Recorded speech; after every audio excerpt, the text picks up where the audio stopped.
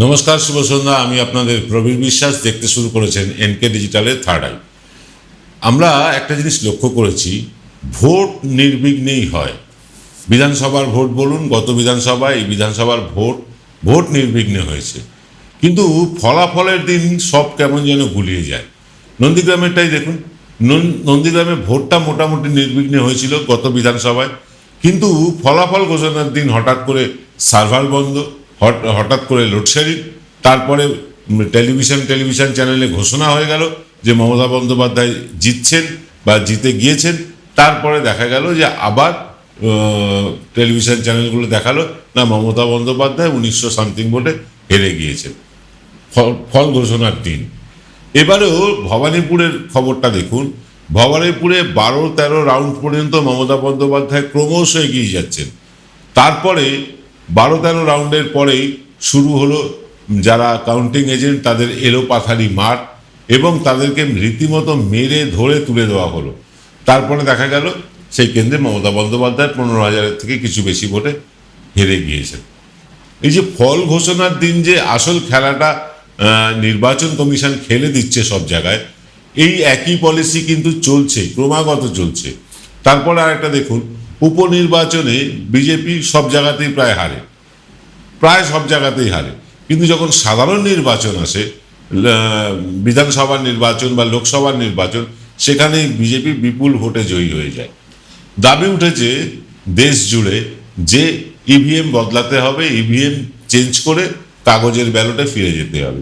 পৃথিবীর সমস্ত উন্নত দেশ কাগজের ব্যালটে গেছে, এমনকি ইভিএম যারা আবিষ্কার করেছিল সেই জাপানও কাগজের ব্যালটেই ভোট হয়। একটা অজুহাত দেওয়া হয় যে কাগজের ব্যালটে ভোট হলে গোনার অনেক অসুবিধে, অনেক কাগজের ক্ষতি, অর্থাৎ গাছপালা অনেক কাটা হবে, সেইখান থেকে কাগজ তৈরি হবে। এইসব এক্সকিউজগুলোকে কি করে মেনে নেব? এই লেম এক্সকিউজগুলো কি করে মেনে নেব? যদি নির্বাচনের জন্য 1 মাস 1.5 মাস আগে থেকে সরকারি কর্মচারীদেরকে কাজে লাগানো হয়, তাহলে কাউন্টিংয়ের জন্য 2 দিন 3 দিনের জন্য সরকারি কর্মচারীকে কাজে লাগালে কি অসুবিধে? তখন কেন এত তাড়াহুড়ো ফল ঘোষণা? কেন ভিভিপ্যাটে যে স্লিপগুলো বেরোয় সেই স্লিপগুলো মিলিয়ে নেওয়া হয় না? নন্দীগ্রামে যে সার্ভার বন্ধ করা এবং লোডশেডিং করার খবর আপনারা সবাই জানেন, তা নিয়ে মামলা হয়েছিল, এবং সেই মামলার ফল আজও প্রকাশ হয়নি। আর একটা নির্বাচন এসে গেছে, ফল প্রকাশ হয়নি। যদি দেখা যায় যে গত বিধানসভা নির্বাচনে নন্দীগ্রামে মমতা বন্দ্যোপাধ্যায় জিতে গিয়েছিলেন, শুভেন্দু অধিকারী হেরে গিয়েছিলেন, তাহলে কি হবে? তাহলে শুভেন্দু অধিকারী যে বেতনটা বিধায়ক পদে থেকে পেয়েছেন তাকে হয়তো বড়জোর ফেরত দিতে হবে, কিন্তু যে 5টা বছর একজন রাজনৈতিক নেতার নষ্ট হয়ে গেল, তার কি হবে? আসলে আমাদের দেশের আইন কানুনগুলোই এরকম সব গোলমেলে কোনোটার সাথে কোনোটা মিল খুঁজে পাই না, যুক্তি নির্ভরতা কম। ভবানীপুরে আমরা কিন্তু ভোট পরবর্তীকালে রেজাল্ট বেরোনোর পরেও কিন্তু আমরা একটা সমীক্ষা চালিয়েছি। সেই সমীক্ষার কথা বলবো আপনাদেরকে। আমাদের সমীক্ষা অনুযায়ী ভোটের আগের সমীক্ষা অনুযায়ী ভবানীপুরে নিশ্চিত জয় ছিল তৃণমূলের, কিন্তু দেখা গেল যে সেইখানে তৃণমূল হেরে গিয়েছে। তাহলে কি আমরা ভুল ছিলাম? পরবর্তীকালে সেইটাই আমরা খোঁজ খবর করতে গিয়েছিলাম যে আমাদের কি ভবানীপুর নিয়ে ক্যালকুলেশনে কোনো ভুল হয়েছিল। সে খবরটা বলবো আপনাদেরকে, বিরতির পর নিশ্চয়ই বলবো। কিন্তু তার আগে বলি, ভবানীপুর নিয়েও মামলা হয়েছে। নন্দীগ্রামের মতন করে ভবানীপুর নিয়েও মমতা বন্দ্যোপাধ্যায় মামলা করেছেন, এবং সাংসদ তথা আইনজীবী কল্যাণ বন্দ্যোপাধ্যায় এই মামলাটা করছেন আদালতে। এবার ঘটনা হচ্ছে, সেখানে কি বলা হচ্ছে, তৃণমূলের তরফে দাবি কি, যে সমস্ত ভোট আর একবার কাউন্টিং হোক এবং সিসিটিভি ফুটেজ খতিয়ে দেখা হোক। যে সিসিটিভি ফুটেজগুলো কাউন্টিংয়ে ছিল সেইগুলো খতিয়ে দেখা হোক, তাতেই বোঝা যাবে কিভাবে সেন্ট্রাল ফোর্স মারমুখী হয়ে উঠেছিল বিরোধী দলের এজেন্টদের প্রতি। এরকম একটা দাবি তারা করেছেন, এবং এরকম দাবি করলে যখন আদালত এগুলো বিচার করে, তখন আদালত সব পক্ষকে ডাকে, অর্থাৎ সমস্ত রাজনৈতিক দল বলবো কেন, নির্দল প্রার্থীরাও কিন্তু তাতে ডাক পান। মামলাটা 1 মাসের মতো শুনানি পিছিয়ে গিয়েছে, কারণ একজন নির্দল প্রার্থী জানিয়েছেন তিনি নাকি ডাক পাননি। এই গাফিলতি কার? এই গাফিলতির দায় কাকে নিতে হবে? সমস্ত নির্দল প্রার্থী কিন্তু খবর দেওয়ার কথা, সমস্ত রাজনৈতিক দলের প্রার্থীদের খবর দেওয়ার কথা। তাহলে যদি একজন খবর না পেয়ে থাকেন আদালতের কাছ থেকে, তাহলে সে দায় কে নেবে? যাকে পিছিয়ে গেছে 1 মাস। এইবার তৃণমূল কংগ্রেসের দাবি, যদি মমতা বন্দ্যোপাধ্যায় এই কেন্দ্র থেকে মানে জিতে যান, যদি দেখা যায় যে গণনায় কারচুপি হয়েছে, তাহলে মমতা বন্দ্যোপাধ্যায়কেই যেন বিজয়ী ঘোষণা করা হয়, এরকম দাবি করেছেন। কল্যাণ বন্দ্যোপাধ্যায় বলেছেন যে এমন একটা পদক্ষেপ কলকাতা হাইকোর্ট নিক যেটা সারা দেশের কাছে একটা দৃষ্টান্ত হয়ে থাকবে এবং ঐতিহাসিক রায় হয়ে থাকবে। কারণ এই ধরনের মামলায় একটি মাত্র মামলা ছাড়া ভারতবর্ষে যতগুলি মামলা হয়েছে সব কটি মামলা কিন্তু এই 5 বছর পরে ফল এসছে বা এখনো আসেনি। নন্দীগ্রাম দেখছেন 5টা বছর কেটে গিয়েছে, কিন্তু এখনো তার ফল মেলেনি আমাদের কাছে। সবটাই যেন ধোঁয়াশা। কেন মেলেনি? কেন সেই কাউন্টিংটাকে রিকাউন্টিং করা হচ্ছে না? ইভিএম গুলো তো ঠিকঠাক যত্ন করে রাখা আছে, তাহলে কেন সেগুলো কাউন্টিং করা হচ্ছে না? এবার ভবানীপুরের ক্ষেত্রটা কিন্তু আলাদা। ভবানীপুরে ভোট হয়েছে, নির্বিঘ্নে ভোট হয়েছে। ভবানীপুর কেন, সারা পশ্চিমবাংলার ভোট নির্বিঘ্নে ভোট হয়েছে, মানুষ ভোট দিতে পেরেছেন।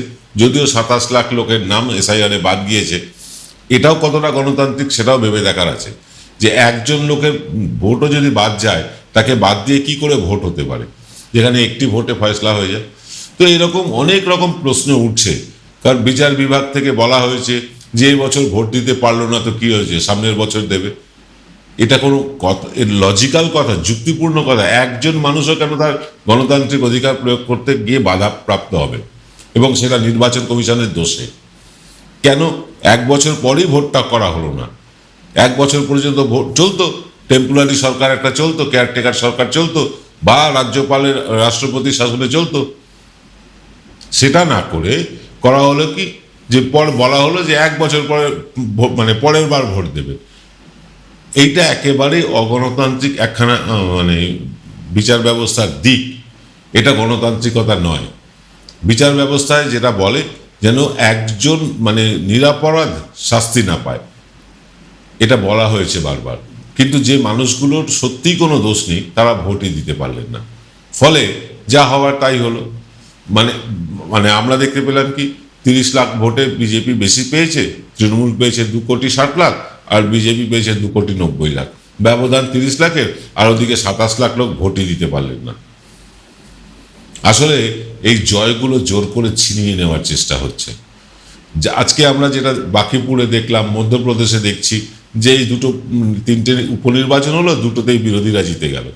এবং এইটাকে উদাহরণ করে কিন্তু আগামী দিন মানে কি বলবো, দেখানো হবে যে ব্যালট কত খারাপ, ইভিএম কত ভালো, সরকার কত নিরপেক্ষভাবে কাজ করে, নির্বাচন কমিশন কত নিরপেক্ষভাবে কাজ করে। এই আইওয়াজটা চলছেই। এই নিয়ে আগামীকাল একটা অনুষ্ঠান করব আমরা। ভবানীপুরটা নিয়ে বলতে হবে। ভবানীপুরে আমরা ভোট পরবর্তীকালেও একটা সমীক্ষা করেছি। যখন দেখলাম আমাদের হিসেব মিলল না, কেন মিলল না, ভবানীপুরকেই স্যাম্পল করেছিলাম আমরা, এবং মানে 294টা কেন্দ্রে তো ঘোরা সম্ভব হয়নি, সে সামর্থ্য আমাদের নেই। কিন্তু শুধু ভবানীপুরটা আমরা কিন্তু আবার সার্ভে করেছি, যে আমাদের কোথায় ভুল হলো সেটা দেখার জন্য। তবে সেই সার্ভে দেখানোর আগে আপনাদেরকে আমরা একটা কিউআর কোড দেখাতে চাই। অনেকেই আমাদের অর্থনৈতিকভাবে সাহায্য করছেন চ্যানেলগুলো চালানোর জন্য। আপনারা জানেন আমাদের দ্বিতীয় চ্যানেলটাও চালু হয়ে গেছে, বংবাদ। এবার এই কিউআর কোডে আপনি যদি স্ক্যান করেন, তাহলে কিন্তু আপনি আমাদেরকে আপনার পছন্দ মতো ডোনেশন পাঠাতে পারেন, অনুদান পাঠাতে পারেন।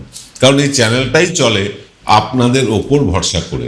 আমরা কোনো সরকারি আনুকূল্য, কোনো রাজনৈতিক আনুকূল্য, সরকারি বিজ্ঞাপন কোনোটাই পাই না এবং চাইও না।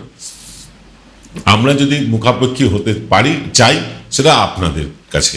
এবং আপনারা বহু মানুষ এগিয়ে এসেছেন চ্যানেলগুলোকে চালু রাখার জন্য, এজন্য আপনাদেরকে ধন্যবাদ জানাই। আমি যাব একটা বিরতি থেকে ফিরে এসে আপনাদের ভবানীপুরের সার্ভেটা বলবো, যে পরবর্তী সার্ভে আমরা কি পেয়েছি সেটা জানানোর জন্য ফিরে আসছি ছোট্ট একটা বিরতির পর। জয়গুরু রত্নভান্ডার জ্যোতিষ সীমা, এখানে গোল্ড মেডেলিস্ট জ্যোতিষী বসেন। হাই কোয়ালিটির আসল গ্রহরত্ন সবচেয়ে কম দামে এখানে পাওয়া যায়। স্থান বেলঘড়িয়া, রানী পার্ক, বটতলা, 2 নম্বর রেলগেটের নিকটে। 9681345722 এবং 9007778922। Padmalaya Group, where moments are made permanent. One of the most premium and trusted real estate company of Kolkata, carrying legacies since 1982. Quality, honesty, trust. Padmalaya Group. Call 983-00-48333. Visit us www.padmalayagroup.in. ফিরলাম বিরতির পর। আপনারা দেখছেন NK ডিজিটালের third eye. আমি প্রবীর বিশ্বাস আছি আপনাদের সাথে। আমরা দ্বিতীয়বার যখন সমীক্ষা করতে যাই আমরা খানিকটা স্তম্ভিত হয়ে গিয়েছিলাম। প্রথমত বহু মানুষ মুখ খুলতে চাননি। অনেকেই বলেছেন ভোট হয়ে গেছে আবার কিছু সমীক্ষা, কিন্তু বহু মানুষ মুখ খুলেছেন।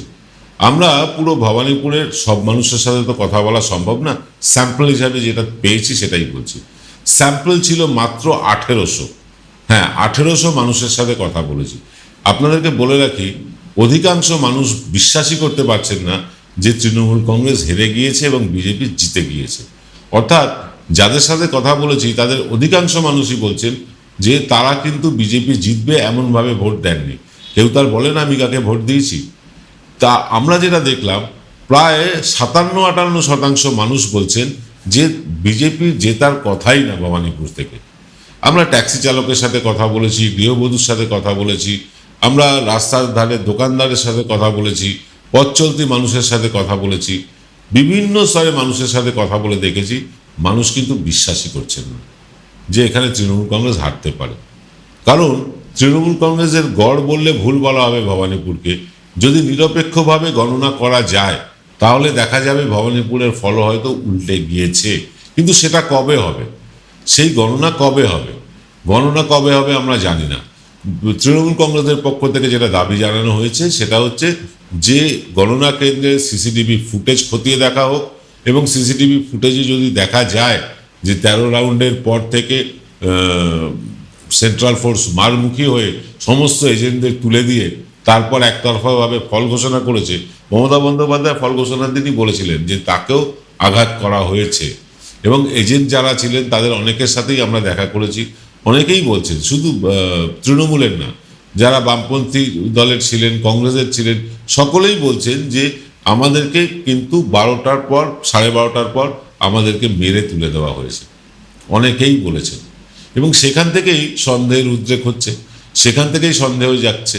আমি জানি না সিসিটিভি ফুটেজ দেখার ক্ষেত্রে বা সিসিটিভি ফুটেজটাকে মানে ফরেন্সিকে পাঠানোর ক্ষেত্রে আদালত এত গড়িমসি করছে কেন।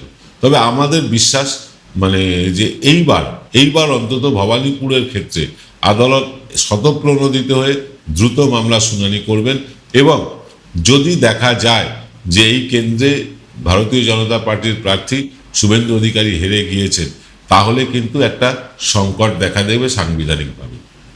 তাহলে যে সংকটটা দেখা দেবে, শুভেন্দু অধিকারী মুখ্যমন্ত্রী থাকবেন না, এমনকি বিধায়কও থাকবেন না, তাকে অন্য কোনো কেন্দ্র থেকে আবার লড়ে আসতে হবে, বিধায়ক হতে হবে। কিন্তু এইখানেই হচ্ছে একটা আসল গ্যাড়াকল। বিজেপির একটা অংশ, বলা যায় যে যারা আদি বিজেপি, তারা শুভেন্দু অধিকারীর এই মুখ্যমন্ত্রিত্ব পাওয়ায় তারা মোটেও খুশি নয়। ইতিমধ্যেই শুনতে পাচ্ছেন যে দিলীপ ঘোষ বা সুকান্ত মার্জনা করবেন, শ্রমিক ভট্টাচার্যরা, তারা কিন্তু দলের তোলাবাজি নিয়ে সরব হয়েছে। অর্থাৎ দলে পশ্চিমবঙ্গ জুড়ে একটা তোলাবাজির র্যাকেট তৈরি হয়ে গিয়েছে। যারা তৃণমূল আমলে তোলাবাজি করত, তারা বিজেপির জার্সি পরে বিজেপির আমলেও তোলাবাজি করছে। এটা বাস্তব সত্য। শ্রমিকবাবু বা দিলীপবাবু ভুল কিছু বলেননি, কিন্তু এই ঠিক বলার পেছনে আসল কারণটা হচ্ছে যে প্রশাসন ব্যর্থ। প্রশাসন এই তোলাবাজি রুখতে পারছে না। অর্থাৎ বিভিন্নভাবে এই সরকারের সমালোচনা কিন্তু ঘুরিয়ে ফিরে বিজেপির নেতারাই করছেন। আর নতুন তৃণমূল বা ওই বালিশব্রতদের তৃণমূল, তারা সরকারের এই ত্রুটিগুলো তুলে আনবেন সামনে। তারা তো বলবেন যে রাজ্যে তোলাবাজি হচ্ছে, সিন্ডিকেট শুরু হয়ে গিয়েছে, বালি খাদান থেকে বালির চুরি হচ্ছে, ইত্যাদি ইত্যাদি তারা তো তুলবেন। তারা ব্যস্ত তৃণমূল কংগ্রেসের যারা আদি, অর্থাৎ কালীঘাট তৃণমূলের সমালোচনা করতে। তারা মানুষের কথা তুলছেন না। এই যে দ্রব্যমূল্যের আকাশ ছোঁয়া দাম, এর কথা বালিশব্রতরা তুলছেন না। তারা ব্যস্ত মুখ্যমন্ত্রীর সাথে মিটিং করতে, তার গা ঘেঁষাঘেঁষি করে ছবি তুলতে। এই হচ্ছে তাদের কাজ। মানুষের কথা বলবার জন্য তাদেরকে যারা পাঠিয়েছেন, সেই মানুষগুলোকে ডিপ্রাইভ করছেন, সেই মানুষগুলোকে বঞ্চিত করছেন এই বালিশব্রত ও তৃণমূল। কিন্তু ঘটনাটা কি জানেন, ঘটনা হচ্ছে যে তৃণমূলকে যেমন তৃণমূল শেষ করেছে, আগামী দিনে দেখতে পাবেন বিজেপিকে বিজেপিই শেষ করছে। কারণ বিজেপি একটা লবি কিছুতেই খুশি নন যে মুখ্যমন্ত্রী হিসেবে শুভেন্দু অধিকারী মানে তিনি দায়িত্ব পান, এতে খুশি নন। যদিও শুভেন্দু অধিকারী এখনো পর্যন্ত দায়িত্ব পেয়ে উল্লেখযোগ্য কিছু করে দেখাতে পারেননি এই 3 মাসে, বরং ব্যর্থতার মানে পাল্লাই ভারী তার দিকে। যে মানে সরকারি প্রকল্পগুলো ছিল সেগুলোর অধিকাংশ বন্ধ করে দিয়েছেন, যেগুলো তিনি চালু করেছেন পুরনো প্রকল্প নতুন নামে সেগুলোও চালু করতে গিয়ে বারবার হোঁচট খেয়ে পড়ে যাচ্ছেন। তো প্রশাসনিক একটা দুর্বলতা আমরা দেখতে পাচ্ছি। পাশাপাশি মারমুখী হয়ে উঠেছিল পুলিশ। পুলিশ যত্রতত্র যেখানে সেখানে ওই ডিম থেরাপি হচ্ছে আর পুলিশ দাঁড়িয়ে দাঁড়িয়ে দাঁত খুঁটছে, কেউ খৈনি বানাচ্ছে, সে দৃশ্য কিন্তু এখন আর দেখা যাচ্ছে না। এখন পুলিশ কিন্তু নিজেই ডিম থেরাপি যারা করতে চায় বা দিতে চায় তাদের বিরুদ্ধে যাচ্ছে, এবং এটা কিন্তু অত্যন্ত ভালো লক্ষণ। কারণ পুলিশ যদি শাসক দলের হাতের পুতুলে পরিণত হয় তাহলে সেটা পুলিশের পক্ষেও মঙ্গল নয়, শাসক দলের পক্ষেও মঙ্গল নয়। যদি পুলিশি রাজ কায়েম হয় তাহলে মানে সরকারের যে প্রশাসনের স্তম্ভগুলো সেগুলো কিন্তু নড়বড় করতে শুরু করে, এবং শুরু করেও ছিল। পুলিশের হাতে প্রায় সব ক্ষমতা তুলে দিয়ে নিশ্চিন্তে বসেছিলেন সরকার বাহাদুর। বিভিন্ন জায়গা থেকে আমরা খবর পেয়েছি, বিভিন্ন পঞ্চায়েতের মেম্বার বা প্রধান, আজকেই একজন পঞ্চায়েত প্রধানের সাথে কথা হলো, তাকে বারবার পুলিশ ডেকে পাঠাচ্ছে, ডেকে পাঠিয়ে তাদেরকে ইনসিস্ট করা হচ্ছে তারা যেন দল ছাড়েন। এরকম হচ্ছে, এবং দল ছেড়ে তারা যে বিজেপিতে যাবেন এমনটা না, তৃণমূল কংগ্রেসটা ছাড়ুন, কালীঘাট তৃণমূল ছাড়ুন। অর্থাৎ শুভেন্দুবাবু বলেছিলেন না যে না তৃণমূলের নামও নিশান রাখবেন না, সেই নাম নিশান মেটাতে মানে একদম তেড়ে ফুড়ে লেগে গিয়েছিল পুলিশ, সেইটা কিন্তু খানিকটা কমেছে। ডিম থেরাপির এগেনস্টে পুলিশ ব্যবস্থা নিচ্ছে, এটা আমরা দেখতে পাচ্ছি। পুলিশ প্রশাসনকে ধন্যবাদ মুখ্যমন্ত্রীকেও, কারণ এই রকম অরাজকতা বেশি দিন চলতে পারে না। ইতিমধ্যেই দেখুন 3 মাসের মধ্যে প্রায় 20-21টা ধর্ষণ হয়ে গেছে, বেশ কয়েকটা খুন হয়ে গেছে রাজ্যে। আমরা এই আমি আমার জীবদ্দশায় প্রথম এনকাউন্টার খবর পেলাম, এনকাউন্টারের কথা আমরা প্রথম শুনলাম। বুলডোজার চললো। এই যে জিনিসগুলো, এই ধ্বংসাত্মক রাজনীতি দিয়ে পশ্চিমবঙ্গকে বেশি দিন চালানো যাবে না। দেখুন সারা দেশের যুব ছাত্র সম্প্রদায় কিন্তু ক্ষেপে উঠেছে, সেটা পশ্চিমবঙ্গের ক্ষেত্রেও তাই। পশ্চিমবঙ্গে মানুষ আন্দোলন করতে ভয় পাচ্ছেন, কারণ মানে যাকে তাকে যেমন তেমনভাবে কেস, মানে যেটার কোনো কেস হয় না, এফআইআর হয় না, সেই কেসও দিয়ে কিন্তু পুলিশ হয়রান করছে। এটা আমরা দেখছি, আমার নিজের সাথেই হয়েছে।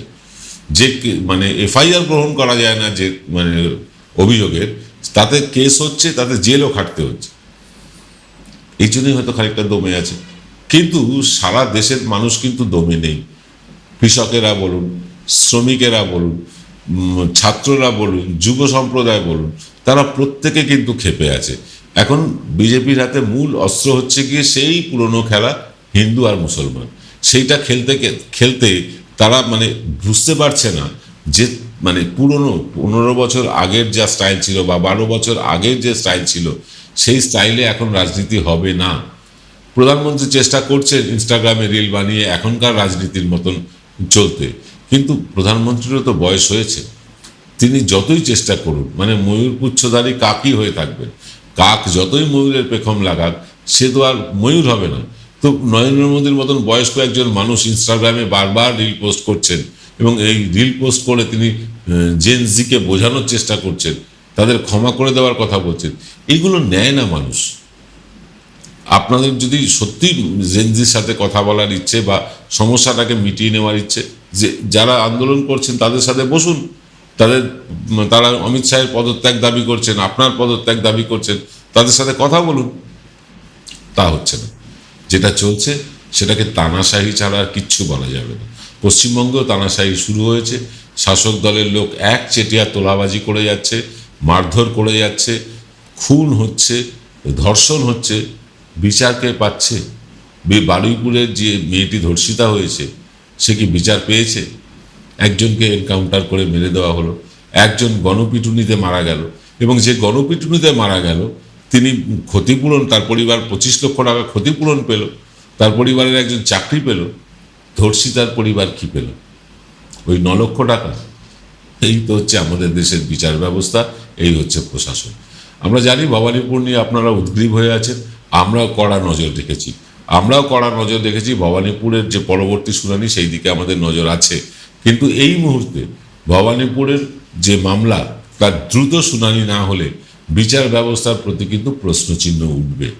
কারণ নন্দীগ্রাম নিয়ে মানুষ দেখেছে যে নন্দীগ্রামের মামলার আজও ফয়সালা হয়নি, 5 বছর হয়ে গেছে, এখনও রিকাউন্টিং করা যায়নি বিচার বিভাগের তত্ত্বাবধানে। আর এই সিসিটিভি ফুটেজ দেখা বা রিকাউন্টিং করা বা ভিভিপ্যাটের সাথে ইভিএম মিলিয়ে দেখা, এইগুলো করতে কত সময় লাগে আমি জানি না, টেকনিক্যালি হয়তো অনেক সময় লাগে, কিন্তু মনে হয় যদি সদিচ্ছা থাকে 2 মাসের মধ্যে ফয়সলা করা যায়। আপনারা কি ভাবছেন এই নিয়ে কমেন্ট করে লিখে জানান। আর যারা আমার সাথে ফোনে কথা বলতে চাইছেন, অনেকেই মেসেজ করেছেন, কমেন্ট করেছেন ফোন টোন করার ব্যাপারে, তাদেরকে বলি 9147744292 এই নাম্বারে আমাকে ফোন করতে পারেন, কিন্তু বেলা 10টা থেকে 1টার মধ্যে আর বিকেল 5টা থেকে সন্ধ্যে 7টার মধ্যে, কারণ তারপরে আমাকে অনুষ্ঠান সংক্রান্ত অনেক কাজ করতে হয়, তাই সেই সময় আপনাদের ফোনটা ধরতে পারি না। আপনারা যদি ফোন করেন ওই সময়ের মধ্যে করলে আপনার সাথে নিশ্চয়ই কথা হবে। আজ এই পর্যন্ত, দেখা হবে আগামীকাল সকালবেলা আমাদের আরও একটি চ্যানেল বংবাদ, সেই বংবাদের এক্স ফ্যাক্টর অনুষ্ঠানে। সকলে ভালো থাকবেন। যারা বংবাদ খুঁজে পাচ্ছেন না তারা ডেসক্রিপশানটা একবার ক্লিক করুন, নিচে যে ডেসক্রিপশান লেখা আছে সেইখানে ক্লিক করুন, দেখবেন বংবাদ চ্যানেলের যে লিঙ্ক সেটা দেওয়া আছে, সেই লিঙ্কে ক্লিক করলেই আপনারা কিন্তু প্রত্যেক দিনের বংবাদ অনুষ্ঠানটা দেখতে পাবেন। আর যারা সাবস্ক্রাইব করবে তারা অটোমেটিক্যালি নোটিফিকেশান পেয়ে যাবেন। শেষ করছি এখানে, সকলে ভালো থাকবেন, শুভরাত্রি।